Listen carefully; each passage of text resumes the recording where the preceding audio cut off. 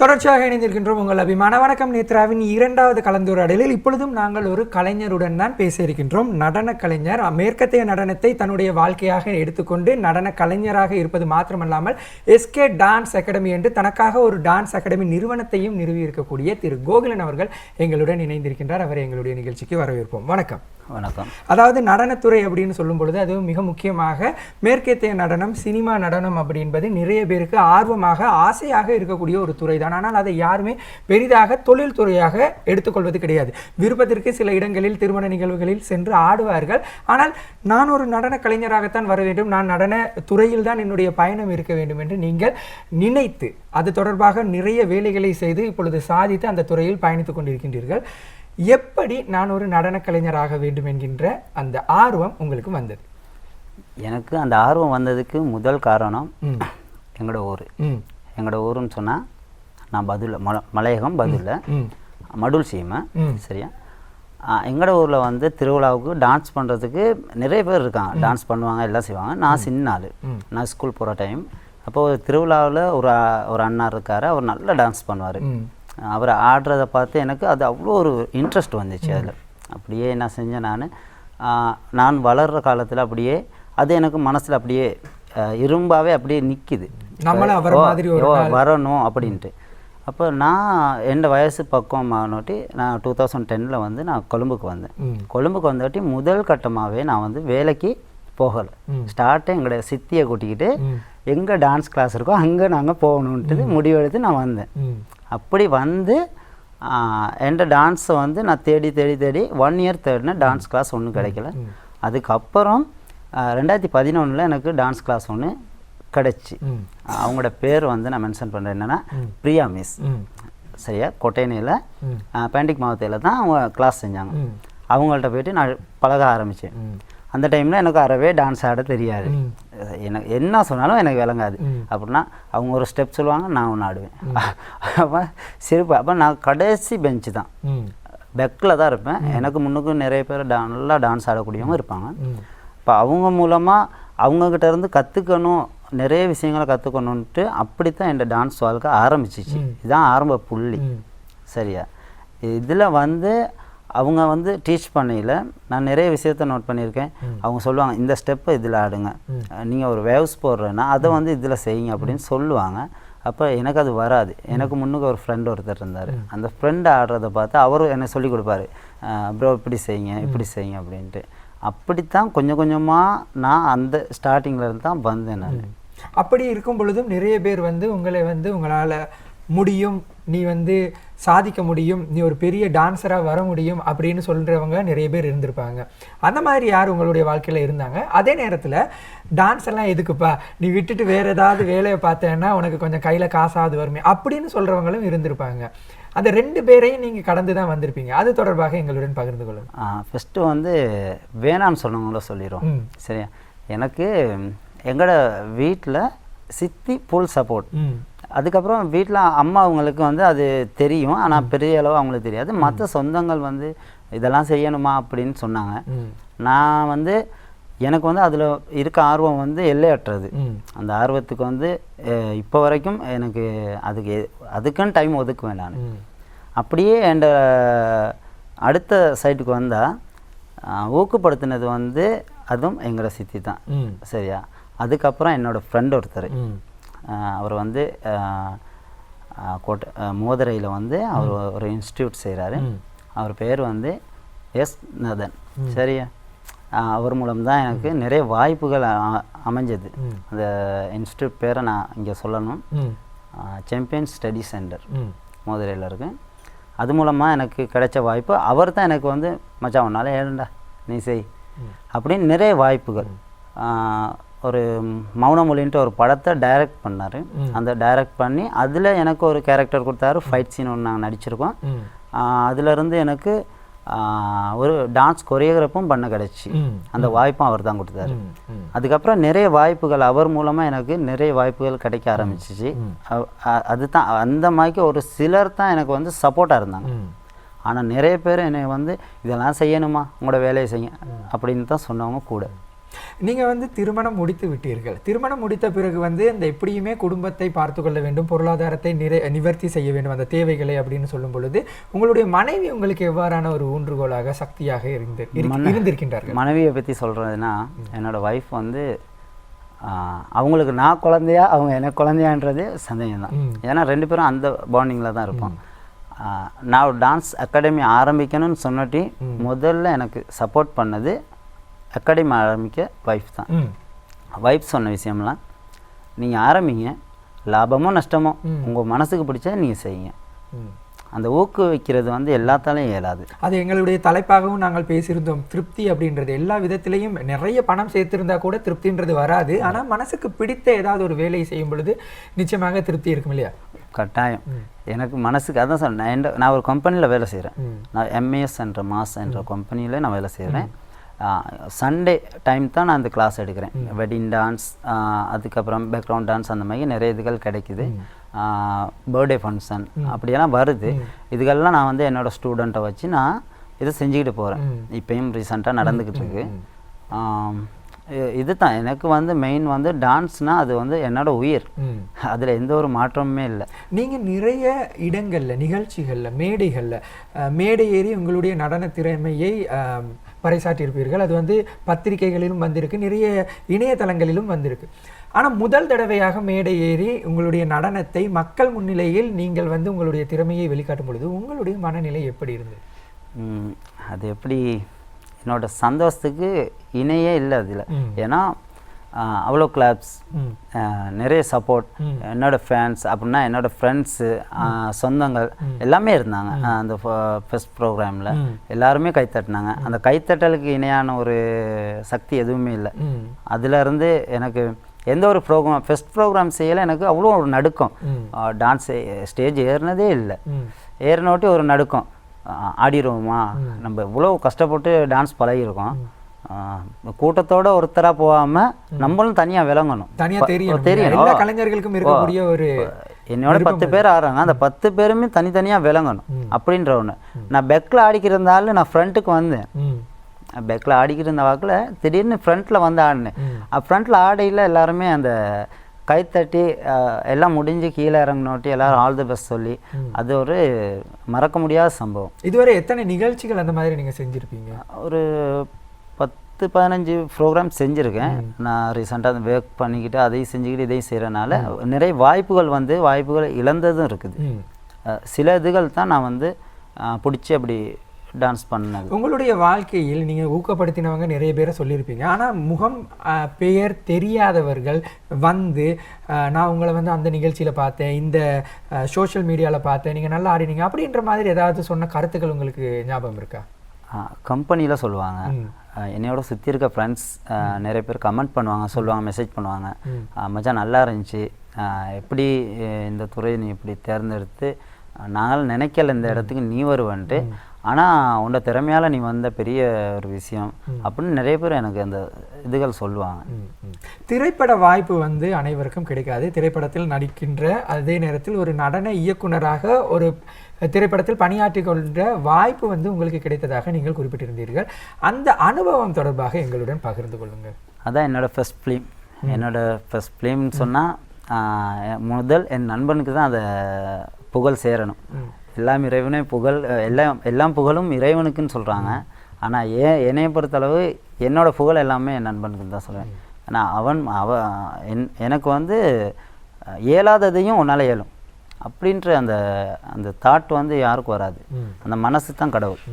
அப்போ அவர் என்னை வந்து ஊக்கப்படுத்தி இந்த இடத்துல நான் வந்து நிற்கிறதுக்கு காரணமாக அவர் தான். அதை சொல்லிக்கிட்டே போகலாம், நிறைய டைம் எடுக்கும், பிரச்சனை இல்லை, நிறைய அவரை பற்றி சொல்லலாம். அவரை பற்றி சொல்கிறது தான் இன்னைக்கு. ஏன்னா அவரை பற்றி ஏன் சொல்கிறீங்கன்னா, எனக்கு கஷ்டத்தில் உதவி செஞ்சவங்கள நான் மறக்கக்கூடாது. அதுலேயும் டான்ஸில் வந்து நிறைய பண பிரச்சனை எல்லாமே இருக்குது எல்லாருக்கும், சரியா? நான் அந்த அகாடமி ஆரம்பிக்கையில் கூட எனக்கு வந்து நிறைய பொருளாதார பிரச்சனை இருந்துச்சு, என் கையிலேருந்து போச்சு. நான் வந்து அதெல்லாம் எதையுமே யோசிக்கலை. நான் பழகுன கலையை என்னால் முடிஞ்ச அளவு 4 பேர்த்துக்கு சேர்க்கணும். நான் படித்தது 4 பேர் படிக்கணும். நான் 10 ஸ்டூடெண்ட்டுக்கு எடுக்கிறேன்னா அந்த 10 ஸ்டூடெண்ட்டும் பழகணும். இந்த 10 ஸ்டூடெண்ட்டில் ஒரு ஸ்டூடெண்ட் சரி ஆடி ஒரு இடத்துக்கு போகணுன்னு நினைப்பாங்க. என்னைய பொறுத்தளவு நான் படித்து கொடுக்குற 10 பேருமே நல்ல இடத்துக்கு போகணும். அவங்களும் நாளைக்கு என்ன மாதிரிக்க கஷ்டப்பட்டு வரவங்களுக்கு ஒரு ஹெல்ப் பண்ணணும். நடனத்துறையில் மட்டும் இல்லை, எல்லா துறையிலையுமே எல்லாருமே கஷ்டப்பட்டு தான் வராங்க.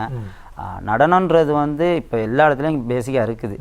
இலங்கையிலேயே பொறுத்தளவு எல்லா இடத்துலையுமே கிளாஸஸ் இருக்குது.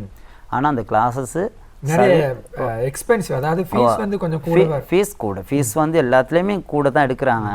இப்போ உள்ள பொருளாதார பிரச்சனைக்கு வந்து கட்டாயம் ஃபீஸ் வந்து கூட எடுத்தால் அவங்களும் அந்த இதுகள் வாடகை அப்படி இப்படின்னு நிறைய விஷயங்கள் இருக்கனால அவங்களுக்கு அந்த ஃபீஸ் கூட எடுக்கிறாங்க.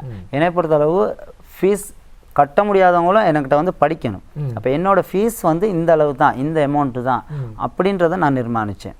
என்னோட ஃபீஸ் வந்து சாதாரண மக்களும் படிக்கணும், சல்லிக்காரவங்களாக இருந்தாலும் படிக்கலாம் அப்படின்ற ஒரு ஐடியாவில் நான் ஃபீஸை குறைச்சேன். நிறைய பேர் சொன்னாங்க இது உங்களுக்கு போதுமா அப்படின்ட்டு.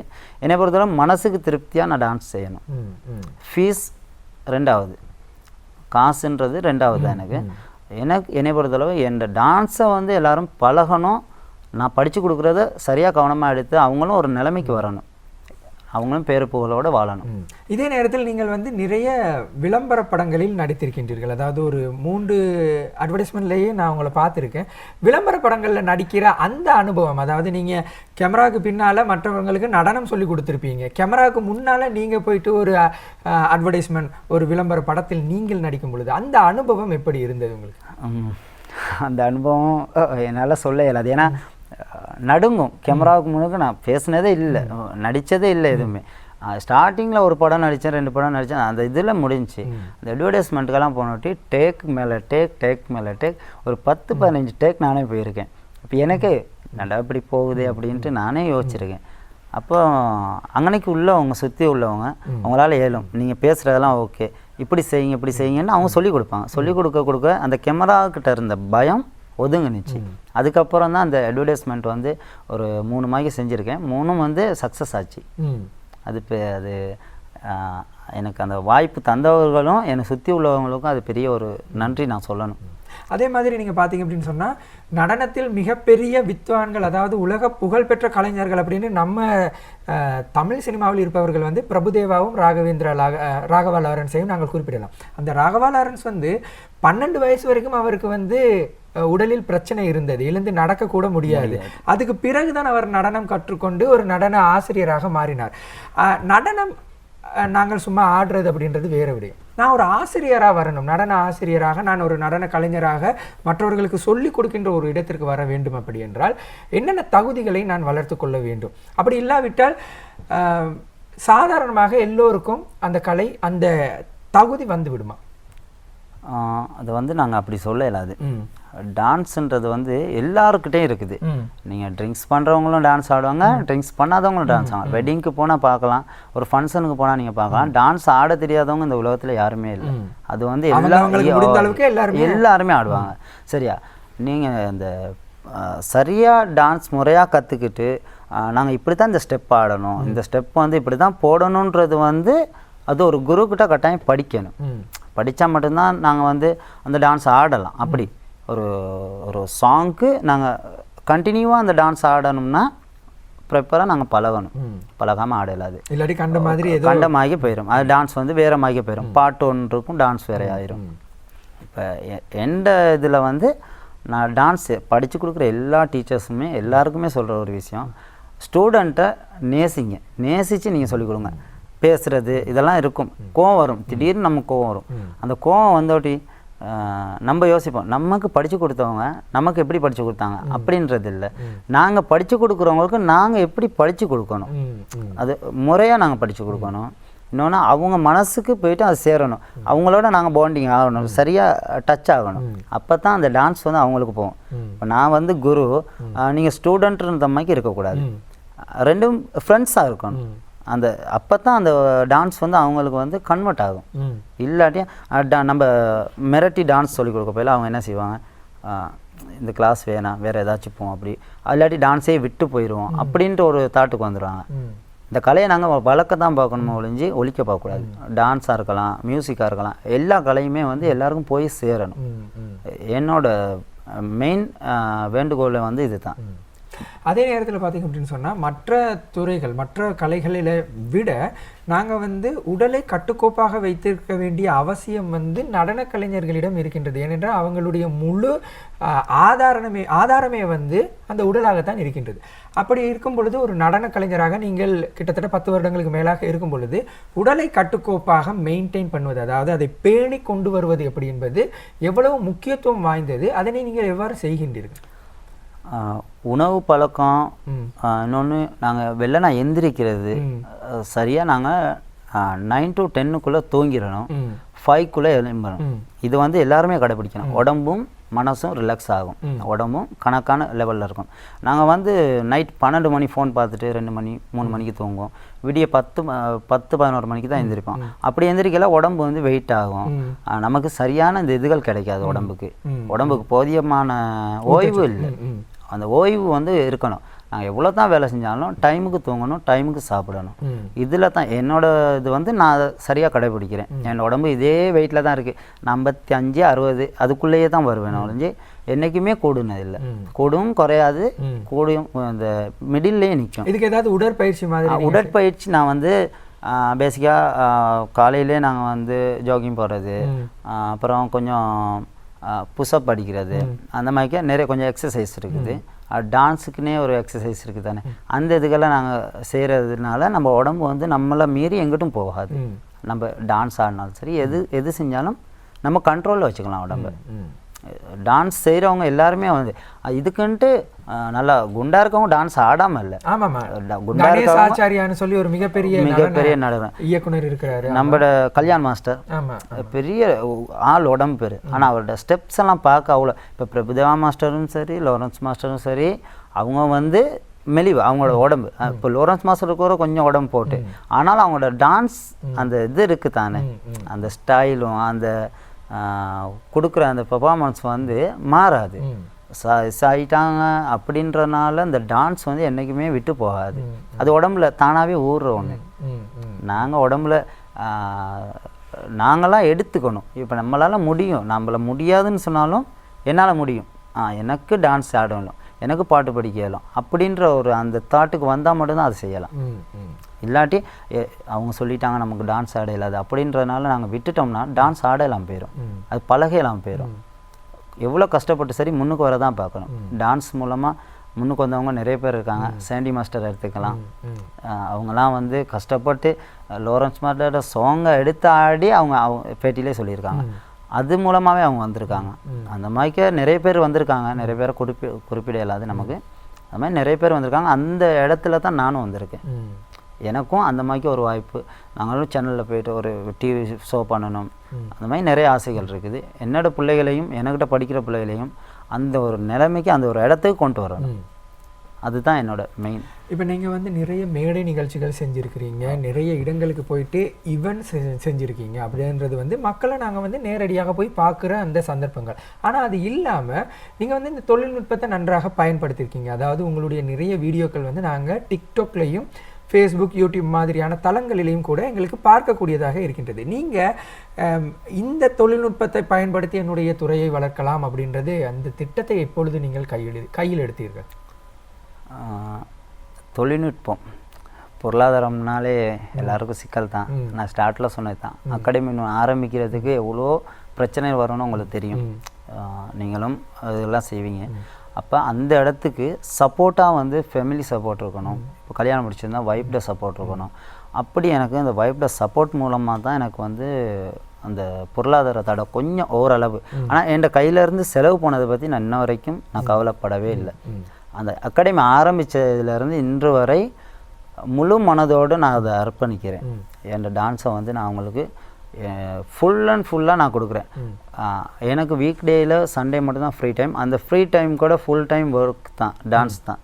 மார்னிங்லேருந்து ஈவினிங் மட்டும் ப்ராக்டிஸ் இருக்குது, டான்ஸ் கொரியோகிராஃபி அது இதுன்னு நிறையகள் இருக்குது. நான் அதுக்கெல்லாம் டைம் டேபிள் போட்டு அந்த மாதிரிக்கு போய்க்கிருக்கேன். எனக்கு பணம் சம்பாதிக்கணும், கட்டாயம் பணம் சம்பாதிக்கிறதுக்கு தான் எல்லாம் செய்கிறாங்க. ஆனால் கலையை வந்து பணத்துக்காக நாங்கள் செய்யக்கூடாது, மனசுக்காக செய்யணும். நாங்கள் படித்ததை 4 பேர் படிக்கணும் அப்படின்ற ஒரு எண்ணம் இருந்தால் மட்டும்தான் பணத்தை பற்றி யோசிக்க மாட்டோம். நிச்சயமாக அதே நேரத்தில் நீங்கள் பார்த்தீங்க அப்படின்னு சொன்னால் நீங்கள் ஒரு ஸ்டூடியோ வந்து ஆரம்பிச்சிருக்கீங்க. நாங்கள் ஒரு நடன கலைஞராக மேடை நிகழ்ச்சிகள் செய்கிறது, மக்கள் முன்னால் போகிறதுன்றது வேறு. ஆனால் இந்த திருமண நிகழ்வுகள் அல்லது பிறந்த நாள் விழாக்களுக்கு வந்து தனியாக உங்களை வந்து கூப்பிட்டு அதுக்கான ஒரு அரேஞ்ச்மெண்ட்ஸ் எல்லாம் பண்ணி ப்ராக்டிஸ் பண்ணி அது அந்த சர்ப்ரைஸ் பண்ணி இப்போ எல்லா இடங்களிலையும் நடக்குது. நாங்கள் சோஷியல் மீடியாவில் அதிகமாக பார்க்கக்கூடியதாக இருக்கின்றது. அந்த மாதிரி ஒரு விடயம் வந்து உங்களுக்கு எவ்வாறு ஆர்வம் வந்தது? எனக்கு 2-3 சம்பவம் நடந்திருக்குது. இதுக்கு முன்னுக்கு நான் போயிட்டு வெட்டிங் டான்ஸ் ஆடியிருக்கேன். அப்போ அதோட கஷ்டம் என்னன்னு நமக்கு தெரியும். ராப்பகலாக நாங்கள் டே அண்ட் நைட்டாக ப்ராக்டிஸ் பண்ணி, ஏன்னா அவங்க வந்து ஒரு அமௌண்ட் ஒன்று பேசுவாங்க. எங்களோட சேர் ஒருத்தரும் நான் பழகினேன். என்னோட சேர் பேர் வந்து பிரதீப், அவர் சிங்களம். ஆனாலும் அவ்வளோ தங்கம். பிரியாமிஸ் எனக்கு எப்படியோ அந்த மாதிரி தான் வரும். எனக்கு அதை டான்ஸ் பழகுறதுக்கு இவங்க 2 பேருமே எனக்கு உறுதுணையாக இருந்தாங்க. டான்ஸ் பழகுறது எப்படி அப்படின்ட்டு இவங்ககிட்ட நான் கற்றுக்கிட்டேன். இல்லாட்டி என்னால் தனியாக வந்து நான் டான்ஸ் பழகினேன் ஆடினேன் அப்படின்னு சொல்ல இல்லாது. ஏன்னா இப்போ எல்லாருமே தனியாக பழகுறவங்க இருக்காங்க. தனியாக பழகுறவங்களுக்கும் முறைப்படியாக ஒரு சேர்கிட்ட பழகணும். அப்போ தான் அந்த டிசிப்ளின், அந்த அதில் இருக்கிற நுணுக்கங்கள்லாம் தெரியும். சரியா? அப்போ எனக்கு நான் டான்ஸ் ஆடுறதுக்கு அவங்க தான் அந்த அந்த பாதையை எனக்கு உருவாக்கி கொடுத்தாங்க. அப்படி தான் இந்த பயணமே ஆரம்பித்தேன். இப்போ நீங்கள் சொன்ன மாதிரிக்கே வெட்டிங் டான்ஸ்லாம் வந்து அந்த ராப்பகலாக கஷ்டப்பட்டு ஆடையில் இப்போ நான் செய்யல எனக்கு அந்த ஒரு சந்தோஷம் இருக்குது. நம்மளும் அந்த வெட்டிங் டான்ஸ் செய்கிறோம் தானே, பெரிய விஷயம். அதை சரியாக செய்யணும். இப்போ நான் ஒரு கதைக்கு உங்களை நான் எடுத்துக்க, உங்களோட வெட்டிங்க்கு வந்து நான் டான்ஸ் ஆடுறோம், பழகுறோம். அப்போ நீங்கள் வந்து எங்களுக்கு எல்லா சப்போர்ட்டும் செய்கிறீங்க. அப்போ நீங்கள் எல்லா சப்போர்ட்டும் செய்யல உங்களுக்கு நான் அந்த கண்டென்ட்டை எப்படி கொடுக்கணும்? உங்களை சுற்றி இருக்க உங்களோட ஃபேமிலியாக இருக்கலாம், ஃப்ரெண்ட்ஸாக இருக்கலாம், நிறைய பேர் உங்களோட வெட்டிங்க்கு வருவாங்க. அந்த வெட்டிங்க்கு வர்றவங்களும் சந்தோஷமாக இருக்கணும். இப்போ நாங்கள் ஆடுறது வந்து நல்லா அவங்களுக்கு போய் சேரணும். அப்போ அடுத்து அதுலேருந்து ஒரு வாய்ப்பு கிடைக்கும். யாரோ ஒருத்தவங்க நம்மளை திருப்பி அழைப்பாங்க. அந்த அழைக்கிற மாதிரிக்கே நாங்கள் அந்த நடனத்தை சரியாக கொரியோகிராஃப் பண்ணி செய்யணும்.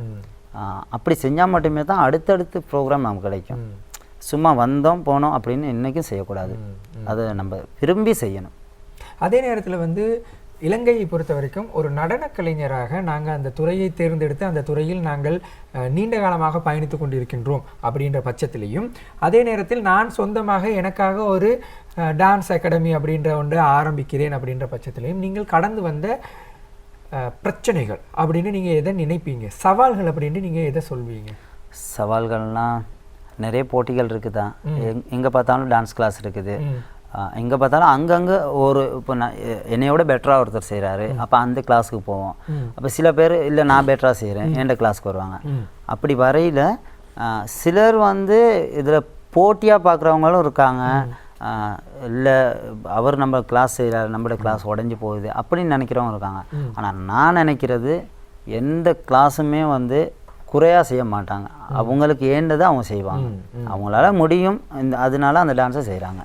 இப்போ எங்களோட டான்ஸ்லாம் வந்து நான் செய்யல ஒரு சில குறைகள் இருக்கலாம். சில பேருக்கு பிடிக்காம போகலாம், சில பேருக்கு பிடிக்கலாம். பிடிச்சவங்க எந்த கிளாஸில் இருப்பாங்க, பிடிக்காதவங்க இன்னொரு கிளாஸ் போவாங்க. அந்த ஸ்ட்ரகிள் கொஞ்சம் இருக்கும். திடீர்னு ஆக்கள் வரும், திடீர்னு போவாங்க. அப்படி கொஞ்சம் இதுகள் தான் பிரச்சனை. அதாவது நிரந்தரமாக வருமானம் அப்படின்றது வருமானம் வந்து இப்போ வரைக்கும் நான் அதை பற்றி பிளான் பண்ணலை. இந்த வருமானம் அப்படின்றத நான் 2ஆவதாக வச்சுட்டு டான்ஸுன்றதை வந்து நான் எல்லாருக்கும் கொண்டு போய் சேர்க்கணும். சின்ன பிள்ளை உங்களுக்கு ஒரு கதைன்னு சொல்கிறேன். எந்த இன்ஸ்டியூட்டில் வந்து டான்ஸ் பழகினார் 4 வயசு. உங்களுக்கு தெரியும் 4 வயசு உள்ளவங்க டான்ஸ் ஆட தெரியாது. அப்போ அவங்களுக்கு வந்து நாங்கள் எப்படி அவங்க மாதிரியே நாங்களும் மாறணும் அந்த இடத்துல. அப்படி மாறி அவங்களோட அந்த பாண்டிங் இருக்குது தானே, அது ஒரு அவ்வளோ ஒரு சந்தோஷமான மூமெண்ட்டு. எல்லா பிள்ளைகளும் பெரிய பிள்ளைகள்லாம் இருக்குது, பெரிய பிள்ளைகளுக்கு சொன்னால் புரிஞ்சுக்குவாங்க, சின்ன பிள்ளைகளுக்கு புரியாது. அப்போ அந்த சின்ன பிள்ளைகளை வந்து நான் வச்சு அந்த ஒரு டான்ஸ் செய்யலை, அது எனக்கு வேறு ஒரு சந்தோஷத்தை கொடுத்துச்சு. எனக்கு அந்த சந்தோஷமே பெரிய விஷயம் தான் சொல்லுவேன். அந்த மாணவர்களுடனான உங்களுக்கு இருக்கின்ற அந்த தொடர்பு பற்றி குறிப்பிடுங்களேன். என்ன மாதிரியான ஒரு நெருக்கம் இருக்கின்றது? என்னைய சேர்னு கூப்பிடுவாங்க பிள்ளைங்க. நான் சொல்லியிருக்கேன் சேர்னு கூப்பிடாதீங்க, அண்ணான்னு கூப்பிடுங்க அப்படின்னு தான். ஏன்னா அண்ணா கிட்ட வந்து ஒரு தம்பியோ தங்கச்சோ கதைக்கையில் மனசை விட்டு எதையும் சொல்லுவாங்க. ஒரு ஸ்டெப் மறந்துட்டா ஆனால் இந்த ஸ்டெப் எப்படி. இப்போ சேர்னா கொஞ்சம் பயப்படுவாங்க. இப்போ எனக்கிட்ட எல்லாம் பயப்படுறதுக்குள்ள நான் ஏசக்கூட மாட்டேன் யாரையும். அது பார்க்குற ஸ்டூடெண்ட்டுக்கு தெரியும். யாரும் ஏசி டான்ஸ் சொல்லி கொடுக்குறதில்ல. அந்த பாண்டிங் வந்து எனக்கும் ஸ்டூடெண்ட்டுக்கும் இருக்க பாண்டிங் வந்து ஒரு அது அளவு கடந்த அன்பு. எங்கே கண்டாலும் சார் வராரு அப்படின்ட்டு மரியாதையும் கொடுப்பாங்க. இன்னொன்று முதல் நாள் சொல்லி கொடுக்குறது அடுத்த வீக் வரையில் அதை நல்லா மைண்டில் வச்சுக்கிட்டு வந்து செய்வாங்க. அறவே டான்ஸ் ஆட இல்லாதவங்க இப்போ 1 மந்த்துக்குள்ளே வந்தவங்க இருக்காங்க. 1 மந்த்தில் டான்ஸ் பழகிட்டாங்க. 1 மந்த்லேயே அவங்க வந்து இந்த அறவே டான்ஸ் பண்ண இல்லாதவங்க இப்போ டான்ஸ் ஆடுறாங்க, லைட்டாக பழகிருக்காங்க. அப்போ அவங்களோட அர்ப்பணிப்பும் இருக்குது, என்னோட உழைப்பும் இருக்குது. அதில் என்னோடய உழைப்பை போட்டு தான் அந்த டான்ஸை நான் வந்து முன்னுக்கு கொண்டு வந்தேன். ஸ்டூடெண்ட்டுக்கும் எனக்கும் வந்து அவ்வளோ ஒரு அந்நியம் இருக்குது. நிச்சயமாக. அதே நேரத்தில் வந்து இப்போ நாங்கள் வந்து இந்த துறையில் நீங்கள் தேர்ந்தெடுத்து பயணித்து இந்த பயணத்தின் மூலமாக நிறைய அனுபவங்களை பெற்று அதே நேரத்தில் சொந்தமாக ஒரு நடன பள்ளியையும் ஆரம்பித்து அதன் மூலமாக நீங்கள் நிறைய மாணவர்களுக்கு உங்களுடைய கலையை அவர்களுக்கு கொடுத்து அவர்களை வளர்த்து வருகின்றீர்கள். இந்த நேரத்தில் இப்போ இருந்து நாங்கள் இன்னொரு 5 வருஷம் கழிச்சு இல்லாட்டி ஒரு 10 வருஷம் கழித்து நாங்கள் எங்களை பார்க்கும் பொழுது நாங்கள் இந்த இடத்துல இருப்போம் அப்படின்ற மாதிரி உங்களுக்கு ஏதாவது எதிர்கால திட்டம் இருக்கின்றதா? எதிர்கால திட்டம் எதிர்காலத்தில் போட வேண்டிய திட்டத்தை நாங்கள் இப்போயே சொல்ல முடியாது. நம்மளோட சூழ்நிலை எப்படியோ தெரியாது. காலங்கள் மாறும், மாற்றங்கள் என்று மாறிக்கிட்டே போகிறது. நாங்கள் எனக்கு ஒரு லட்சியங்களை அடைய வேண்டும் அப்படின்னு ஏதாவது இலக்கு? எனக்கு இலக்குனா பெரிய டிவி ஷோவில் என் ஸ்டூடெண்ட்டை வச்சு நானும் பர்ஃபார்மன்ஸ் பண்ணணும் அவங்களுடைய. சரியா? அது எல்லாருக்கும் போயிட்டு சேரணும், எல்லாருக்குமே சேரணும். சம்டைம் நாங்கள் ஒரு சொல்லுவோம், இந்தியாவில் ப்ரோக்ராம்ஸ்லாம் நடக்குது, அந்த மாதிரிக்கு அதுகளுக்கெல்லாம் போயிட்டு கலந்துக்கணும், அதுகள்லாம் போயிட்டு நாங்கள் செய்யணும். அப்போ தான் அங்கே உள்ளவங்களோட டான்ஸ் பண்ணையில் நமக்கு என்னென்ன நமக்கு இயலாதோ அதுகள்லாம் கற்றுக்கணும். டான்ஸில் வந்து முடிவே இல்லை, எல்லையற்றது தான் கலை. கலைக்கு எல்லை இருந்துச்சுன்னா அது நாங்கள் ஸ்டொப் வச்சிட்டோம்னா அந்த கலை வந்து இல்லை, அப்படி ஒரு கலையே இல்லை எங்கேயுமே. படிப்புக்கும் சரி, நம்பர்ஸுக்கும் சரி, டான்ஸுக்கும் சரி எண்டே இல்லை. எண்டு இல்லாதது தான் கலை. அப்போ அந்த கலையை வந்து நாங்கள் இன்னும் கற்றுக்கிட்டே தான் போகணும். அப்போ நாங்கள் இன்னொரு இடத்துக்கு போனால் தான் அந்த டான்ஸில் இன்னும் என்னென்ன விஷயங்கள் இருக்குதுன்னு நாங்கள் எடுத்துக்கலாம் நாங்கள். சரியா? இல்லை நாங்கள் இதுக்குள்ளேயே தான் இருக்கணும் அப்படின்ட்டு நினச்சிட்டோம்னா நம்ம முடங்கிடுவோம். அப்போ என்னையை பொறுத்தளவு இன்னும் கொஞ்சம் மேலே போகணும். நாங்கள் இன்னும் பத்தாது, எங்களுக்கு வந்து இன்னும் நிறைய இடங்களுக்கு போகணும். டிவி ஷோவாக இருக்கலாம், நிறைய ப்ரோக்ராம்ஸ் இருக்கலாம், நிறைய விஷயங்களுக்கு நாங்கள் போய்கிட்டே இருந்தால் மட்டும்தான். அதில் லட்சியம்ன்றது வந்து ஒன்றே ஒன்று தான், எல்லாருக்கும் டான்ஸ் சேரணும். நிறைய பேர் வந்து நான் வந்து இதை விட பெரிய இடத்துக்கு போகணும் அப்படி இப்படின்னு சொல்லுவாங்க. ஆனால் உங்களுடைய இலக்கு என்பது வித்தியாசமாக இருக்கின்றது. அந்த இலக்கு நிச்சயமாக வெற்றி பெற எங்களுடைய முழுமையான வாழ்த்துக்களை தெரிவித்துக் கொள்கின்றோம். இவ்வளவு நேரமும் தன்னுடைய இந்த நடனம் தொடர்பான வாழ்க்கை பயணத்தை எங்களுடன் பகிர்ந்து கொண்டிருந்தார் திரு கோகிலன் அவர்கள். அவர்களுக்கு எங்களுடைய நன்றிகளை நாங்கள் தெரிவித்துக் கொள்கின்றோம். நன்றி. நன்றி. இத்துடன் இந்த நிகழ்ச்சி வணக்கம் நேத்ரா நிகழ்ச்சி முடிகின்ற நேரம் வந்துவிட்டது. நானும் உங்களிடமிருந்து விடைபெறுகின்றேன். நான் உங்கள் சனாதனன். இது போன்ற சுவாரஸ்யமான வித்தியாசமான ஒரு அழகான நிகழ்ச்சியோடு உங்களை சந்திக்கும் வரை இப்பொழுது இங்கே உங்களிடமிருந்து நான் விடைபெற்றுக் கொள்கின்றேன். நன்றி, வணக்கம்.